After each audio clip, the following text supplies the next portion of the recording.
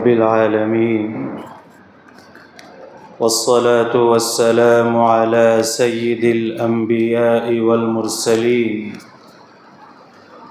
وعلى آله وأصحابه أجمعين. أما بعد، فأعوذ بالله من الشيطان الرجيم. بسم الله الرحمن الرحيم. واذكرن ما يتلى في بيوتكن من آيات الله والحكمة إن الله كان لطيفا خبيرا.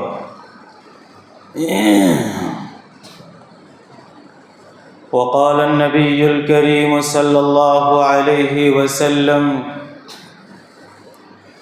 الدنيا متاع وخير متاع الدنيا المرأة الصالحة. وقال رسول الله صلى الله عليه وسلم: ما تركت بعدي فتنة أضر على الرجال من النساء. صدق الله العظيم وصدق رسوله النبی الکریم. برادران اسلام، اللہ تبارک و تعالی نے انسان کو مکلف بنایا ہے، اور مکلف کا مطلب یہ ہوتا ہے کہ اللہ تبارک و تعالی نے انسان کو بہت سارے کام کرنے کا پابند بنایا ہے اور بہت ساری چیزوں سے بچنے کا پابند بنایا ہے. اب اللہ تبارک و تعالی نے ہمیں کن کاموں کے کرنے کا حکم دیا ہے اور کن کاموں سے بچنے کی تاکید فرمائی ہے،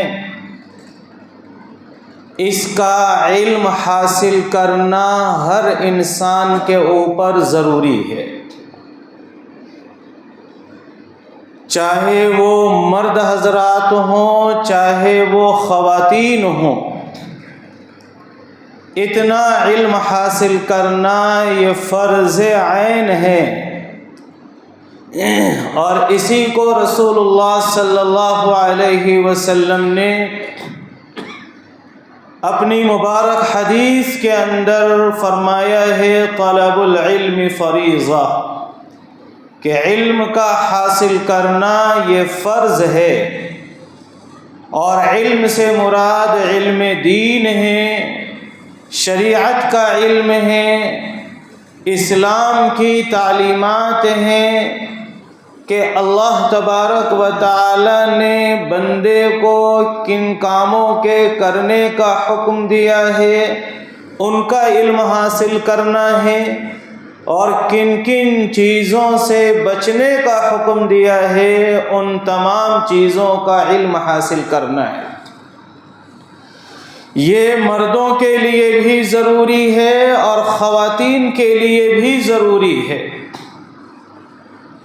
ویسے تو مرد حضرات کی بھی ایک بڑی تعداد ایسی ہے جو اپنے اس فریضے میں کوتاہی کر رہے ہیں، اس کو سیریس نہیں لیتے، سنجیدگی کے ساتھ نہیں لیتے. لیکن پھر بھی مرد حضرات بہت سارے جلسوں کے ذریعے سے، تقریروں کے ذریعے سے، اجتماعات کے واسطے سے ان کے کانوں تک دین کی بہت ساری باتیں پہنچ جاتی ہیں. لیکن جو خواتین گھروں میں بیٹھی ہیں وہ ان اجتماعات سے، دینی پروگراموں سے، دینی خطبوں سے اور دینی باتوں سے محروم رہتی ہیں، جس کے بہت سارے غلط اور اور برے نتائج معاشرے کے اندر رونما ہو رہے ہیں۔ خواتین کے بارے میں نبی پاک صلی اللہ علیہ وسلم نے 2 باتیں بنیادی طور پر بیان فرمائی ہیں۔ آپ صلی اللہ علیہ وسلم نے ایک طرف یہ فرمایا کہ خاتون دنیا کا سب سے بہترین سرمایہ ہے، یعنی جو نیک خاتون ہیں، جو صالح خاتون ہیں، نیک خاتون اور نیک سیرت عورت اس دنیا کا سب سے بہترین سرمایہ ہے۔ یہ نبی پاک صلی اللہ علیہ وسلم نے خواتین کے تعلق سے فرمایا۔ الدنیا متاع وخیر متاع الدنیا المرأة الصالحہ۔ دوسری طرف آپ صلی اللہ علیہ وسلم نے فرمایا کہ خواتین اس امت کے لیے بڑا فتنہ بھی ہے، ایسا فتنہ کہ اس سے زیادہ نقصان دہ کوئی اور فتنہ نہیں ہے۔ نبی صلی اللہ علیہ وسلم کا ارشاد گرامی ہے، ما ترکت بعدی فتنة اضر علی الرجال من النساء۔ میں نے اپنے بعد مردوں کے لیے اس سے زیادہ نقصان دہ کوئی فتنہ نہیں چھوڑا جو خواتین کا فتنہ ہے، عورتوں کا فتنہ ہے۔ تو عورتیں اور خواتین ایک طرف اگر وہ نیک ہوں، صالحہ ہوں، نیک سیرت ہوں، تو وہ دنیا کا سب سے بہترین سرمایہ ہیں۔ دوسری طرف اگر ان کے اندر نیکی نہ ہو، صلاح نہ ہو، تقوی نہ ہو، دینی اعتبار سے تعلیم اور تربیت ان کی اگر نہ ہو، تو پھر وہ دنیا کا بدترین ہے۔ لہذا اب ہمیں غور کرنا چاہیے کہ ہمیں خواتین کو فتنے کے طور پر دیکھنا ہے یا بہترین سرمایے کی صورت میں ہم دیکھنا چاہتے ہیں۔ آج کل خواتین میں تعلیم و تربیت نہ ہونے کی وجہ سے، دینی اعتبار سے ان کی تربیت نہ ہونے کی وجہ سے بہت ساری خرابیاں پیدا ہو گئی ہیں، جس سے پورا معاشرہ دوچار ہے۔ بنیادی طور پر خواتین میں تعلیم اور تربیت نہ ہونے کی وجہ سے بہت سی ایسی خواتین ہیں کہ جن کے عقیدے خراب ہیں لیکن انہیں معلوم نہیں ہے۔ اپنے غلط عقائد کی بنیاد پر وہ کفریہ اعمال کا ارتکاب کرتی ہیں، وہ شرکیہ کاموں کے اندر مبتلا ہو جاتی ہیں۔ ایک بڑی تعداد خواتین کی ایسی ہے جو اپنے غلط عقائد کی بنیاد پر اولیاء اللہ، بزرگان دین اور ان کی جو آرام گاہیں ہیں، ان کے جو مزارات ہیں، ان کے ساتھ غلط عقیدہ اپنے اندر رکھتی ہیں، اور پھر وہاں جا کر شرکیہ بہت سارے کام انجام دیتی ہیں۔ غلط عقائد کی بنیاد پر ہی یہ خواتین ڈھونگی باباؤں کی شکار ہو جاتی ہیں، جادو ٹونے سفلی عملیات کے شکار میں وہ پھنس جاتی ہیں، اور اس طرح سے وہ اپنی زندگی بھی تباہ و برباد کر بیٹھتی ہیں، اور دوسروں کی زندگی بھی ان کے ذریعے سے اجیرن ہو جاتی ہے، تباہ و برباد ہو جاتی ہے۔ خواتین کی تعلیم و تربیت کے فقدان کی وجہ سے ہی ہمارے گھروں کے اندر جو خواتین ہیں وہ نمازوں کا اہتمام کرنا، عبادتوں کا اہتمام کرنا تو دور، ایک بڑی تعداد خواتین کی ایسی ہے جو نماز، روزے اور بنیادی عبادتوں کے بیسک مسائل بھی ان کو معلوم نہیں ہیں، بنیادی اور ضروری مسائل بھی ان کو معلوم نہیں ہیں،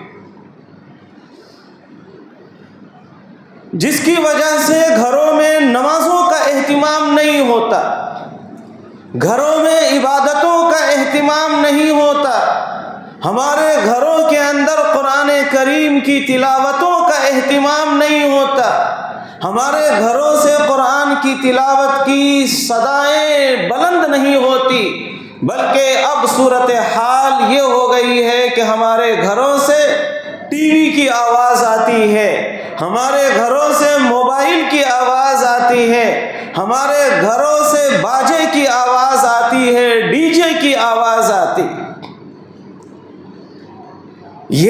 اس کی بنیادی وجہ یہ ہے کہ ہم نے جو ہمارے گھر کی ذمہ دار خاتون ہیں، جس کے کنٹرول میں پورا گھر کا نظام ہے، اس کی صحیح دینی تربیت ہم نے نہیں کی، دینی تربیت کے مواقع ہم نے فراہم نہیں کیے، جس کی بنیاد پر ہمارا گھر ایک دین کا گہوارہ بننے کے بجائے شیطان کا اڈا بن رہا ہے۔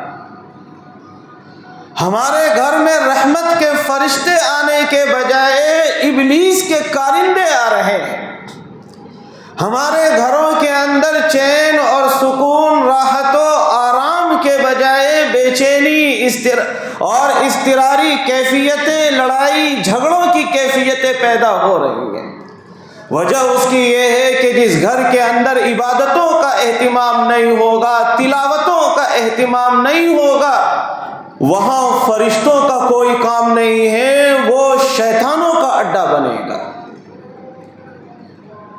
اسی طرح سے ہماری خواتین کی دینی تعلیم و تربیت نہ ہونے کی وجہ سے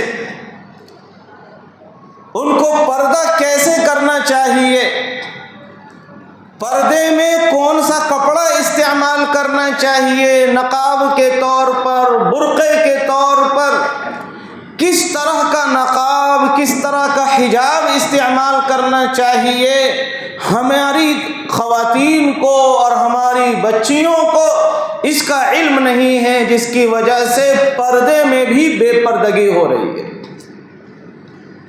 آج کل کے جو ہمارے نقاب ہیں، فیشن ایبل نقاب،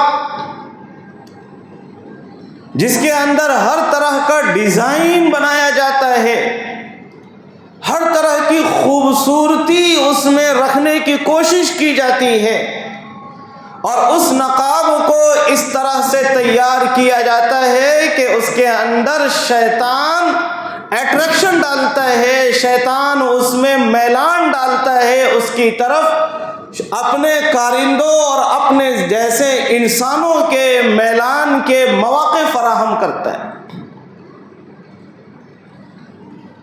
دینی تعلیم اور تربیت نہ ہونے کی وجہ سے ہی پردے کا اہتمام ہمارے پاس، خاص طور پر یہ جو دکن کا ایریا ہے، یہاں پردے کا اہتمام گھر کے باہر ہے، الحمدللہ۔ اب وہ جس قسم کا بھی نقاب ہے، برقع ہے، اس کو تو بیان کر دیا گیا، لیکن بہرحال اس نقاب کا اہتمام ہے، لیکن گھروں کے اندر نقاب کا، پردے کا، شادی خانوں میں نقاب کا، پردے کا کوئی اہتمام نہیں ہے۔ چچا زاد بھائی ہو، خالہ زاد بھائی ہو، ماموں زاد بھائی ہو، پھوپھی زاد بھائی ہو، یہ جتنے بھی کزنس ہیں، ان سے پردے کا ہمارے معاشرے میں تصور ہی نہیں ہے کہ ان سے پردہ بھی ہوتا ہے۔ بہت ساری خواتین ایسی ہوں گی، بہت ساری بچیاں ایسی ہوں گی کہ شاید انہیں مسئلہ بھی معلوم نہ ہو کہ ہم انہیں بھائی کہتے ہیں، لیکن یہ ہمارے حقیقی بھائی کی طرح نہیں ہیں۔ یہ خالہ زاد، ماموں زاد، چچا زاد، پھوپھی زاد، یہ حقیقی بھائی کی طرح نہیں ہیں۔ ان سب سے نکاح جائز ہے، اور جس سے نکاح جائز ہے وہ غیر محرم ہے۔ جس سے بھی نکاح ہو سکتا ہے وہ خاتون کے لیے غیر محرم ہے، اور اس سے پردہ کرنا ضروری ہے۔ اسی طرح سے گھر کے اندر جو بہو ہوتی ہے وہ شوہر کے بھائیوں سے ان کا پردہ نہیں ہوتا. اور بھی بہت سارے مرد جن حضرات سے پردہ کرنا ضروری ہے ان سے پردہ نہیں کیا جاتا. اس کو عیب سمجھتے ہیں اور اس کو اپنے آپ کو مہذب اور اپنے آپ کو ماڈرن بتانے کی یہ ایک علامت ہے کہ ہمارے گھر میں اس طرح کی دقیانوسیت نہیں ہے, اس طرح کی قدامت نہیں ہے کہ عورت کو گھر کے اندر پیک کر کے رکھ دیا جائے, بلکہ ہمارے یہاں جو ہے کھلا ذہن ہے کہ عورت کو بازار کی زینت بنا دیا جائے, عورت کو شہوت کی نگاہوں کا نشانہ بنا دیا جائے. یہ کھلی ذہنیت کا مطلب تو یہی ہے, اور اس کے علاوہ اور کیا ہے؟ اور یہ جو ہے یہ مردوں کے لیے کوئی اچھی چیز نہیں ہے. ایسے مرد حضرات جو اپنی خواتین کو, اپنی بیوی کو یا اپنی بچی کو یا اپنی بہو کو اس طرح کی اگر وہ اجازت دیتے ہیں اور اس طرح کی صورتوں میں اگر وہ خاموش رہتے ہیں تو یہ ان کے غلط ہونے کی علامت ہے, یہ درست ان کا رویہ نہیں ہے, یہ درست طریقہ نہیں ہے. اور یہ چیزیں جو آ رہی ہیں یہ اسی بنیاد پر آ رہی ہیں کہ ہماری خواتین میں تعلیم و تربیت کا فقدان ہے, دینی اعتبار سے ان کی تربیت نہیں ہوتی.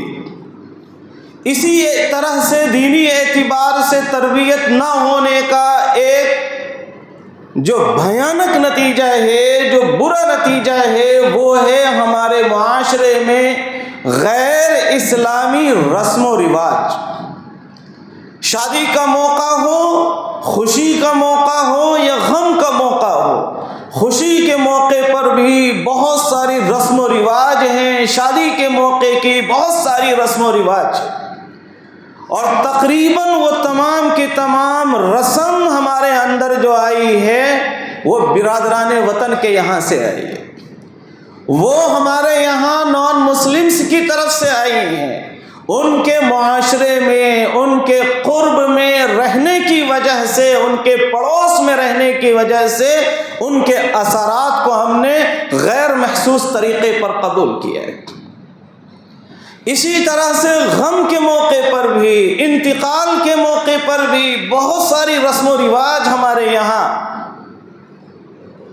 مثال کے طور پر اگر کسی کے یہاں کسی کا انتقال ہو جائے اور مجھے صحیح معلوم نہیں کہ تیسرے دن یا 10ویں دن اگر بڑے پیمانے پر وہ کھانا نہ کرے تو پورا خاندان ناراض ہو جاتا ہے.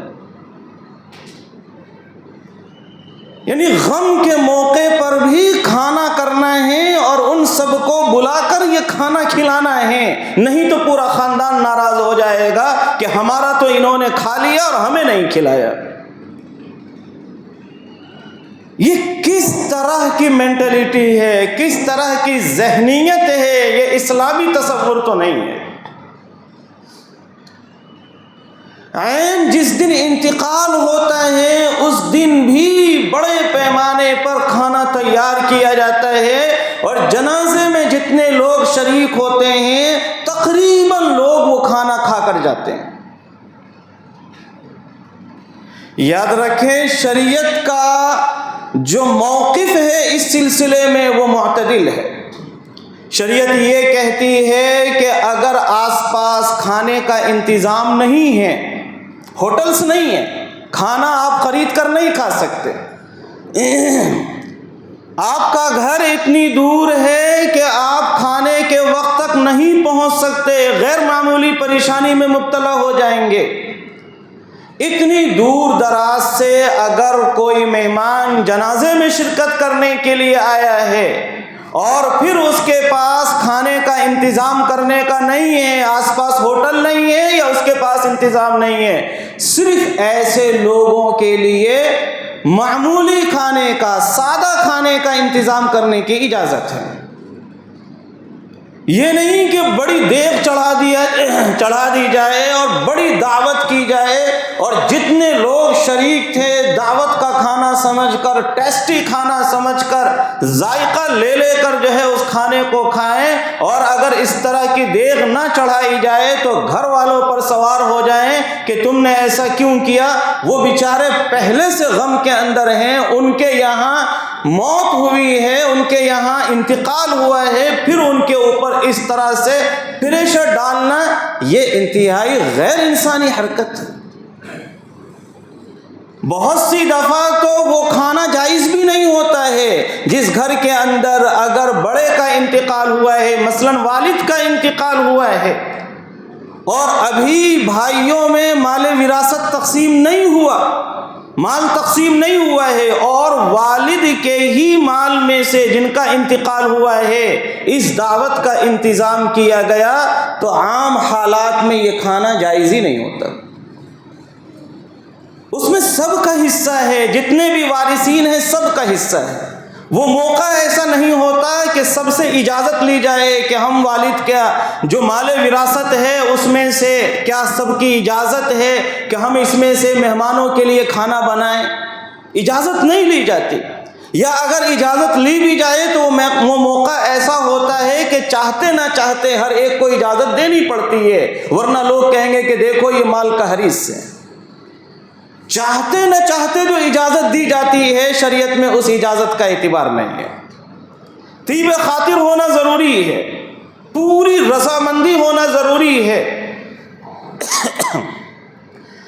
لہذا خلاصہ یہ ہے کہ شادی کے موقع پر، خوشی کے موقع پر، غم کے موقع پر بھی ہمارے معاشرے میں بہت ساری غیر اسلامی رسمیں جڑ پکڑ چکی ہیں، اور ایسی بہت ساری رسمیں ہیں کہ جن میں زیادہ تر اصرار خواتین کا ہوتا ہے کہ یہ کرنا ہے، نہیں کریں گے تو لوگ کیا کہیں گے، خاندان والے کیا کہیں گے۔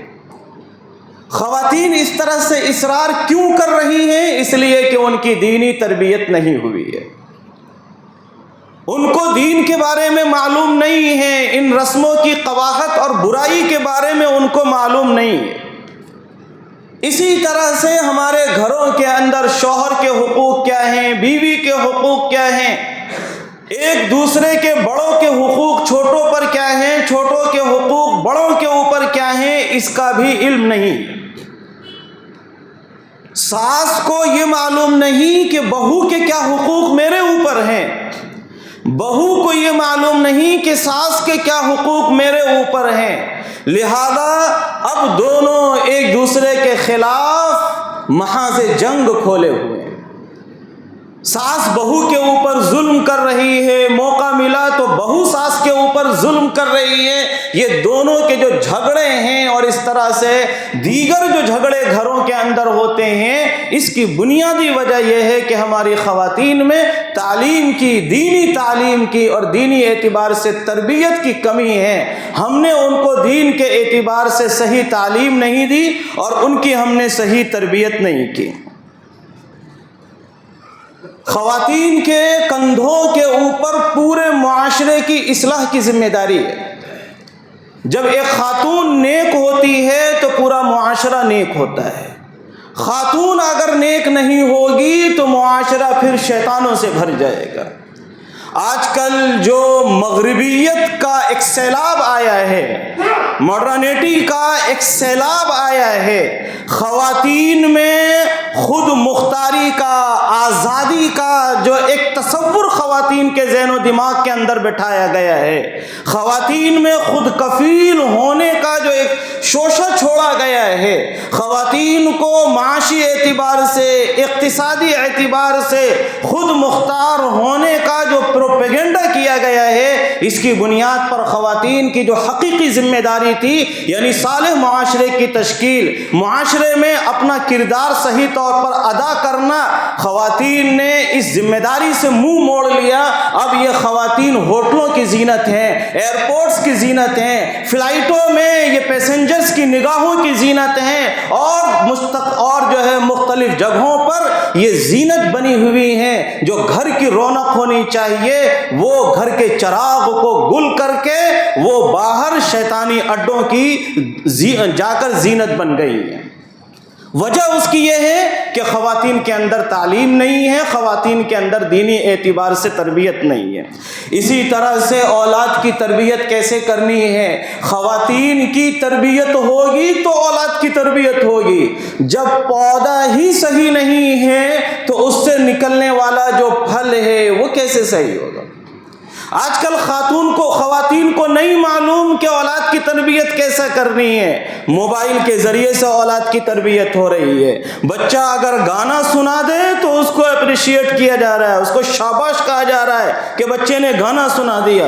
کسی کو بچہ گالی دے دے، زبان سے گالی نکالے تو بجائے چہرہ متغیر ہونے کے مسکراتے ہیں کہ واہ ہمارے بچے نے گالی دے دی ہے۔ یہ جو مس گائیڈنگ ہو رہی ہے اور غلط تربیت ہو رہی ہے، اسی وجہ سے جو ہمارا یوتھ ہے آج، اور جو ہم اپنے نوجوانوں کے اندر جو برائیاں دیکھ رہے ہیں، یہ سڈن برائیاں نہیں آئی ہیں، یہ اچانک نہیں آئی ہیں، اس کی جڑیں اس کے بچپن کے ساتھ پیوست ہیں۔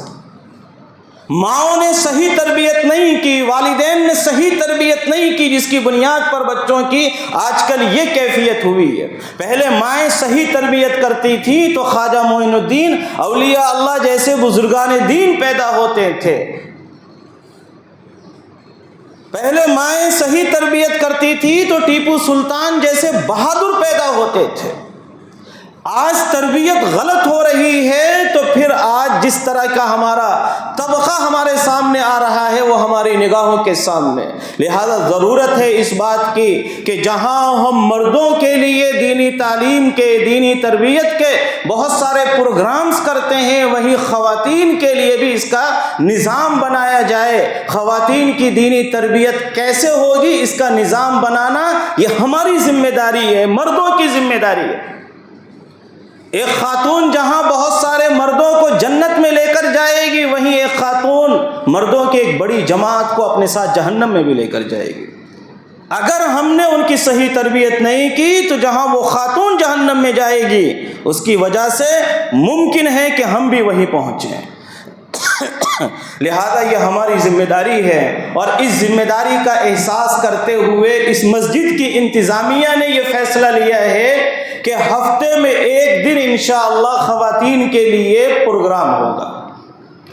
ابھی فی الحال اس کے لیے ہفتے کی جو شام ہوتی ہے، سیٹرڈے کی جو شام ہوتی ہے، اس میں مغرب تا عشاء یہ پروگرام ہوگا۔ خواتین کے لیے بھی نظم ہوگا، مرد حضرات کے لیے بھی نظم ہوگا۔ مرد حضرات اسی طرح سے نیچے رہیں گے، خواتین اوپر پورے پردے کے ساتھ گوشے کے ساتھ رہیں گی۔ مغرب تا عشاء یہ پروگرام اس ہفتے ہوگا انشاءاللہ۔ باقی اس کے وقت میں تبدیلی مزید مشورے سے لائی جا سکتی ہے کہ یہاں جو آس پاس میں، مسجد کے آس پاس میں جتنے بھی حضرات رہتے ہیں، ان کے لیے کون سا وقت زیادہ مناسب ہے، کس وقت میں زیادہ سے زیادہ فائدہ پہنچایا جا سکتا ہے، زیادہ سے زیادہ خواتین اور مرد حضرات شریک ہو سکتے ہیں، اس کے اعتبار سے ٹائم پھر تبدیل کیا جا سکتا ہے۔ لیکن فی الحال یہ ٹائم جو ہے متعین کیا گیا ہے۔ آپ حضرات سے گزارش ہے کہ یہ جو ہفتہ آ رہا ہے، اس ہفتے میں مغرب اور عشاء کی نماز اس مسجد میں آپ بھی اور آپ کے گھر کی جتنی خواتین ہیں وہ بھی یہی ادا فرمائیں، تاکہ دینی پروگرام اور دینی باتیں سننے کا موقع آپ کو بھی ملے اور آپ کی خواتین کو بھی ملے، اور اس طرح سے کچھ نہ کچھ ہمارے معاشرے کے اندر اصلاح کی ایک کوشش ہو اور اصلاح کا ایک اقدام ہو۔ اللہ تبارک و تعالی ہمیں توفیق عطا فرمائے۔ وآخر دعوانا الحمدللہ۔